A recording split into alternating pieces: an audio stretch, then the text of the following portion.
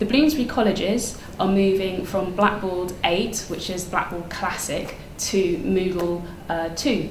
And where we're very excited about this move, it's also quite a challenge because we're one of the very first institutions to make this move from Blackboard to Moodle. So that's part of the reason that we're providing these case studies for you, so you can learn a bit about our experiences to inform a potential move that your institution might like to make. My name is Mandy Bentham. I'm the Director of Academic Development at SOAS, and I'm the Chair of the BLE Steering Group.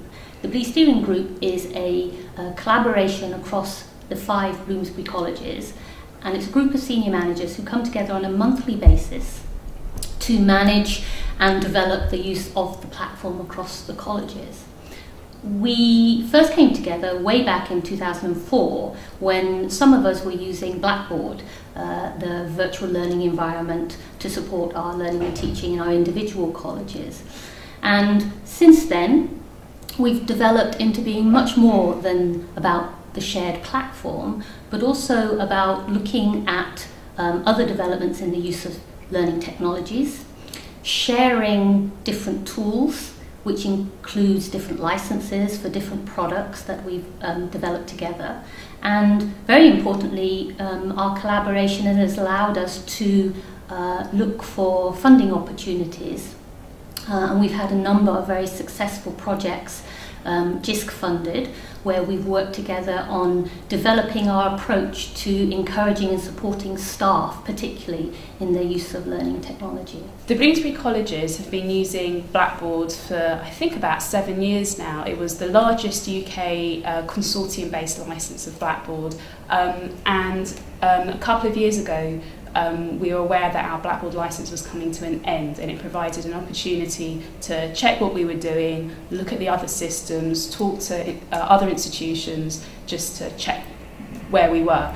And we started looking at alternative virtual learning environments, and we felt that Moodle presented as the natural alternative for our colleges. There are obviously other systems, but we felt that given the size of our institutions, given the user base of some of the others, and the costs of further systems, we felt that we wanted to compare Blackboard and Moodle. We tried to have a look at what options there were out in the broad market, and while there were a number of options, we could very quickly exclude a number of them for rather mundane reasons, like how big is the user base overall, how expensive would it be to run, is the support there, and last but not least, the functionality.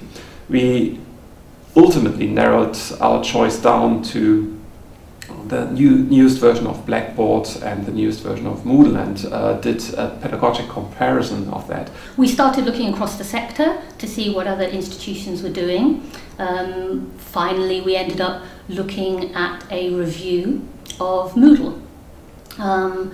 Moodle 2 was developed for 2010, and this coincided with the fact that our Blackboard license was coming to an end.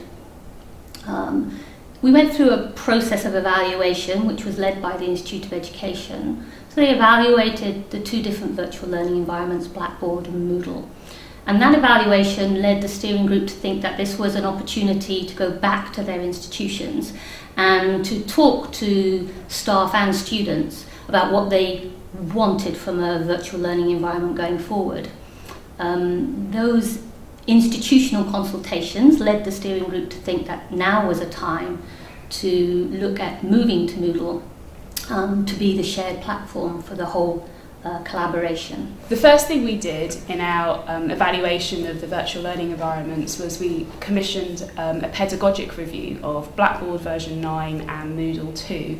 The Institute of Education ran this study, and the conclusion came out that both systems pretty much delivered the same sorts of things, but we felt that Moodle provided much more flexibility in terms of personalising the environment, providing profiles for every user, and given the existing community of support of Moodle, we felt that it was much more of an exciting place that we wanted to explore. Of course, it is open source software, And over the years, a community of practitioners, a community of support has really built up in the higher education sector in the use of Moodle. And one of the things that struck me in the evaluation that was carried out by the Institute of Education when they looked at comparing Blackboard to Moodle as a tool was some of the feedback from some of the academic staff about the use of Blackboard. They felt that it was tired. One expression used was, it just about does what it says it does on the tin. And there was a real sort of sense there coming across that this wasn't something that was particularly inspiring them, that this was something that they used because they felt that it helped their students. But we weren't getting any real passion in terms of the use of the VLE. It wasn't coming across from the evaluations. It was clearly an opportunity to look at something else. And certainly with Moodle, because it's open source, because the practitioners share their expertise and their development skills across the sector, there is a sense of passion. There is a sense of people feeling that this is something that they want to collaborate on, that they want to share their examples of good practice with others. And then we prepared a business case for the heads of colleges. So we also had to convince the heads of colleges that this was the right thing to do and a good opportunity to look forward to what students and staff might want from a virtual learning environment over the next few years. It was a difficult decision as well because it came at a time when there was a lot going on externally in the sector. So the government's white paper had been introduced. There was a lot of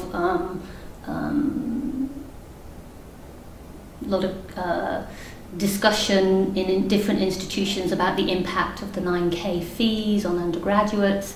So it perhaps wasn't really a particularly good time to introduce another element of risk to our institutions. However, we were able to persuade the heads of colleges that this was something that we really needed to do if we were able to keep up with what our own users were needing, as well as developments in the sector as well. And we hope that moving to Moodle will allow us to re-engage with academic staff and get them thinking about more of the possibilities of using open source products and other open source technology that's available out there to really build a more personalized environment for their students, which Blackboard, as an off-the-shelf product, was rather limited in allowing us to do. And the move to Moodle as an open source piece of software has been very positive in the sense that it has allowed each of the institutions to save a considerable amount of money over a projected 5-year period. And that saving, which has been beneficial to each of the individual institutions, has meant that we can hopefully reposition the resource into really looking at improving the functionality of the Moodle platform rather than endlessly paying out for a license for a commercial supplier.